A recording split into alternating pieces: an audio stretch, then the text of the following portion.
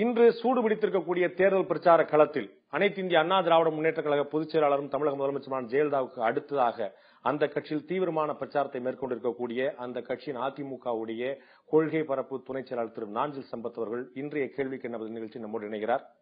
வாருங்கள், கேள்விக்கு என்ன பதில் நிகழ்ச்சி கேட்பதற்கு நிறைய விஷயங்கள் இருக்கின்றன, கேட்கலாம். வணக்கம். இந்த தேர்தல் பிரச்சார களம் சூடுபிடிக்கிறதுக்கு முன்னாடியே மிக ஆரம்ப கட்டத்திலேயே தமிழக முதலமைச்சர் தீவிரமாக இருந்த விஷயம் மூன்றாவது அணி. மூன்றாவது அணிக்கான கூட்டங்களில் உங்களுடைய பிரதிநிதி பங்கேற்று பல்வேறு விஷயங்கள் அடுத்தடுத்த கூட்டங்கள் பங்கேற்றார்கள். இப்போது அந்த மூன்றாவது அணியுடைய கனவு, மூன்றாவது நிலை என்ன ஆயிற்று? மூன்றாவது அணி அப்படியே இருக்கிறது. ஆனால் அதை இப்பொழுது ஒருங்கிணைக்க வேண்டிய தேவையில்லை. தேர்தல் முடிந்ததற்கு பிறகு அதை பார்த்துக் கொள்ளலாம். மூன்றாவது அணி அப்படியே இருக்கிறது. மூன்றாவது அணியில் அதிமுக இருக்கிறதா? இருக்கிறது. மூன்றாவது அணியில் அதிமுக இன்னமும் மூன்றாவது அணி அப்படியே இருக்கிறது. அதை இப்பொழுது ஒருங்கிணைக்க வேண்டிய தேவையில்லை. அவரவர் தங்களுடைய வலிமை நிரூபிக்க வேண்டிய காலகட்டம் இந்த காலகட்டம். அதனால கவனத்தை திசை திருப்ப வேண்டிய அவசியம் இல்லை. வாகை பூக்களை வாரிக்கொண்டதற்கு பிறகு அந்த வரலாற்றை நோக்கி நாம் அடி எடுத்து வைக்க வேண்டும். மூன்றாவது அணியில் அதிமுக இருக்கிறது அப்படிங்கிறது உங்களுடைய பார்வையானால், அந்த அணியில் பிரதானமான இடம் பெற்று அந்த ஒட்டுமொத்த அணியை ஒருங்கிணைத்து சென்றிருந்த இடதுசாரிகளை தமிழகத்தில் கழட்டி விட்டது ஏன் அப்படின்னு சீதாராம் யெச்சூரியா சொல்லி இருக்காரு. ஆப்டர் எலெக்ஷன் அனைத்து இந்திய அண்ணா திராவிட முன்னேற்ற கழகத்தினுடைய பொதுச் செயலாளரிடத்தில் நாங்கள் பேச வேண்டியது வரலாம் அப்படின்னு சொல்லி இருக்காரு. சோ ஜெயித்த பிறகு எந்த கூட்டணினாலும் எப்போதுனாலும் அமையலாம் அப்படின்னா அதுக்கு பேர் அணி இல்லையே. அது தேர்தலுக்கு பிறகு ஒரு சந்தர்ப்பவாத கூட்டணியா தானே அமைய முடியும். அப்படித்தான் கொண்டு வர முடியும். ஏன்னா இதுல யாரெல்லாம் சேருகிறாங்கன்னு இன்னும் அதிக பேர் சேருவாங்க. இல்ல, அந்த ஏற்கனவே நான் கேட்டது போல அந்த அணியுடைய பிரதான ஃப்ரெண்ட் அப்படின்னு கிடையாது. இப்ப எல்லாருடைய கவனமும் வெற்றியில தான் கவனம் இருக்கணும். அவரவர்களுக்கு வலிமை உள்ள இடத்துல தங்களுடைய பலத்தை நிரூபித்து கரை சேர வேண்டிய வேலை தான் இப்ப வேலை. வெற்றி பெற்றதற்கு பிறகு பிஜேபி காங்கிரஸ் இல்லாத ஒரு அணி உருவாகும். இல்ல, அப்ப இந்த கரை சேர வேண்டிய கவனத்துல இருக்க வேண்டிய நிலைமையில இந்த கூட்டணி பிரச்சனை தேவையில்லைங்கிறது இந்த கூட்டணி அமைக்கப்பட்ட போதோ அதில் உங்களுடைய பிரதிநிதி கலந்து கொண்ட போதோ தெரியவில்லையா? அது இந்த காலம் தானே தீர்மானிக்கும். ஏன்னா இது முக்கியமான காலகட்டம். ஒரு நிமிட உழைப்பை கூட வீணாக்க கூடாது. அதனால இப்போது ஒருங்கிணைத்து இப்பொழுது வெற்றியை பெறுவதுதான் நம்முடைய நோக்கம். மூன்றாவது அணியை ஒருங்கிணைக்கக்கூடிய வேலை என்பது நேரத்தை வீணடிக்கக்கூடிய வேலை. இப்போதைக்கு அது நேரத்தை வீணடிக்கக்கூடிய வேலை. அன்னைக்கு போயஸ் கார்டன்ல முதல்வர் அம்மா வீட்டு முன்னாடி வச்சு பிரைம் மினிஸ்டர் கேண்டிடேட்டா இப்ப அறிவிக்க வேண்டிய அவசியம் இல்லை. ஆப்டர் எலெக்ஷன் அம்மாவே சொல்லிட்டாங்க. நீங்க கூட்டணியை பொறுத்தளவுக்கு பாத்தீங்கன்னா இன்று இடதுசாரிகள் உங்களோடு இருந்த இடதுசாரிகளை நீங்க கூட்டணியிலிருந்து வெளியேற்றிட்டீங்க. 2011 மறுமலர்ச்சி திராவிட முன்னேற்ற கழகம் வெளியேற்றப்பட்டது.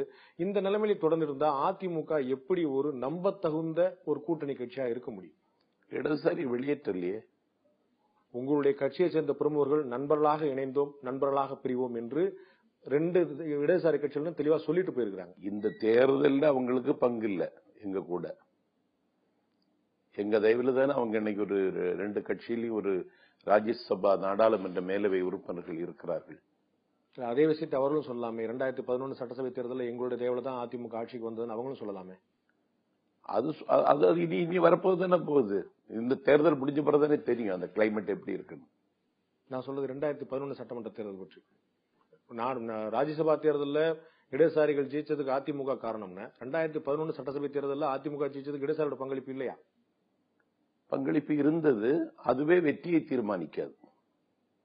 இடதுசாரிகளினுடைய பங்களிப்பு வெற்றியின் விளிம்புக்கு எப்போதும் கொண்டு சேர்க்காது. அது தேர்தல் முடிவு வந்த பிறகு உங்களுக்கே தெரியும். வெற்றியின் விளிம்பில் சேர்க்காத ஒரு கட்சியை நீங்கள் ஏன் கூட்டணியில் வைத்திருந்தீர்கள்? அவங்களை நிராகரிக்க வேண்டிய தேவை நமக்கு வரல, வைத்திருக்க வேண்டிய அவசியம் இல்லை. ஏன்னா 40 தொகுதியிலும் நாங்க நிக்கிறோம். 40 வெற்றி பெற வேண்டும் என்று ஒரு வைராக்கியம் எடுத்திருக்கிறோம். அதற்கான வாய்ப்பும் கனிந்து வந்திருக்கிறது. ஏன் கிடைக்கிற லாபத்தை ஏன் விடணும்? 2009 நாடாளுமன்ற தேர்தலில் நீங்க மிகப்பெரிய கூட்டணி அமைச்சிருந்தீங்க. பாட்டாளி மக்கள் கட்சி, மறுமலர்ச்சி திராவிட முன்னேற்ற கழகம், 2 இடதுசாரிகள், அதிமுக என்று. அப்போது ஒட்டுமொத்த கூட்டணியும் சேர்ந்து பெற்ற வெற்றி 12 இடங்கள். இப்பொழுது அந்த கூட்டணியில் எந்த கட்சியுமே இல்லை. அதிமுக தனித்து களம் காண்கிறது. 2009 விட 2014 எந்த வகையில் நீங்கள் முன்னெடுத்து செல்ல முடியும், எந்த வகையில் வெற்றி பெற்றுவிட முடியும் நம்புகிறீர்கள்? நடந்து முடிந்த சட்டமன்ற தேர்தலில் நாங்க என்ன மார்ஜின் எட்டினமோ அதே மார்ஜின் இந்த தேர்தலில் நாங்க வருவோம். 2009 பாராளுமன்ற தேர்தலுக்கு பிறகுதானே இப்படி ஒரு இமாலய வெற்றி கிடைத்தது. 160 இடங்கள்ல நின்று 147 இடங்கள்ல வெற்றி பெற்றோம். அதற்கு பிறகு அறிவிக்கப்பட்ட உள்ளாட்சி மன்ற தேர்தலில் 10 மாநகராட்சியும் தமிழ்நாட்டினுடைய அரசியல் வரலாற்றில் இப்படிப்பட்ட ஒரு வெற்றி எந்த கட்சியும் பெற்றதில்லை. 386 ஊராட்சி ஒன்றியங்களை கைப்பற்றினோம், 126 நகராட்சிகளை கைப்பற்றினோம், 540 மாநகராட்சி வட்டங்களை கைப்பற்றினோம், 12,586 ஊராட்சி மன்றங்களை கைப்பற்றினோம். இப்பொழுது அனைத்து இந்திய அண்ணா திராவிட முன்னேற்ற கழகம் விஸ்வரூபம் எடுத்திருக்கிறது. உள்ளாட்சி தேர்தல் எப்படி நடக்கின்றன என்பது அதிமுக ஆட்சியை பற்றி திமுகவும், திமுக ஆட்சியை பற்றி அதிமுக விமர்சிப்பது வழக்கமாக கொண்டிருக்கிறது. என்னுடைய கேள்வி, 2011 உங்களோட தேசிய முற்போக்கு திராவிட கழகம் இருந்தது 2011 சட்டமன்ற தேர்தலில். அதே போல இடதுசாரிகள் இருந்தார்கள். இப்போது அந்த 2 பேரும் கூட இல்லை. நீங்கள் 2009 விட 2014 ஒப்பிடுவீர்கள். 2011 இருந்த கூட்டணி கட்சிகள் கூட 2014 தேசிய முற்போக்கு திராவிடர் கழகம் ஏற்கனவே சட்டமன்ற தேர்தல் எங்களோடு இருந்தார்கள். ஆனால் உள்ளாட்சி மன்ற தேர்தல் அவங்க இல்ல. உள்ளாட்சி மன்ற தேர்தலை அந்த கட்சி தனியாக சந்தித்தது. ஒரு இடமும் கரை சேரவில்லை. ஆனால் நாங்கள் 90% நாங்கள் வெற்றி பெற்றோம். உள்ளாட்சி தேர்தல் நடக்கக்கூடிய விதம் பற்றி பல உள்ளாட்சி மன்ற தேர்தலில் நாங்க கருணாநிதி ஆட்சி மாதிரி எந்த அத்துமீறலும் செய்யல, அதிகார துஷ்பிரயோகமும் செய்யல. வேட்பாளர்களை நிறுத்தினோம், வாக்கு சேகரித்தோம், அவ்வளவுதான். வேற எதுவும் செய்யலையே. இப்ப அதிமுக முழுக்க முழுக்க தன்னுடைய சொந்த பலத்தில் இருக்கிறது. உள்ளாட்சி மன்ற தேர்தலையும் இதையும் ஒப்பிட்டு முடியுமா? உள்ளாட்சி மன்ற தேர்தலில் நீங்க 90% வெற்றி பெற்றீங்கன்னா இந்த நாடாளுமன்ற தேர்தலையும் 90% வெற்றி பெற்றக்கூடிய வாய்ப்பு இருக்கா என்ன? 90% அதே வெற்றியை நிச்சயமாக பெற முடியும். ஏன்னா கட்சிகள் புற சிதறி கிடக்கு. தேசிய ஜனநாயக கூட்டணி ஒரு ஒட்டல்ல இன்னும் தாமரை இலை தண்ணீர் மாதிரி இருக்கு அந்த உறவு. கருணாநிதி தலைமையில் இருக்கிற கூட்டணி மனிதநேய மக்கள் கட்சியை 2ஆக பிளந்து விட்டது. விடுதலை சிறுத்தைகள் அமைப்பு நாடு முழுக்க கிடையாது. புதிய தமிழகம் தென் தமிழகத்தில் மட்டும்தான் இருக்கிறது.